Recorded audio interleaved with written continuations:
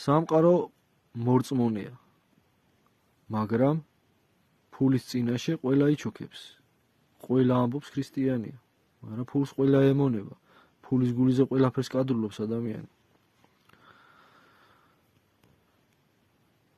ხოლო გამდიდრების მსურველნი ცივიან განსაცდესა და მახეში, მრავალი ბრიყულ და მავნე გულისთქმაში, რომელიც გასანადგურებლად დასაღუპად უბიძგებს ადამიანს, ვინაიდან ყოველი ბოროტების ფესვია ვერცხლის მოყვარეობა და ზოგიერთები, რომლებიც მან გაიტაცა, განეშორნენ რწმენას და თავიანთ თავს მრავალი ტკივილი მიაყენეს.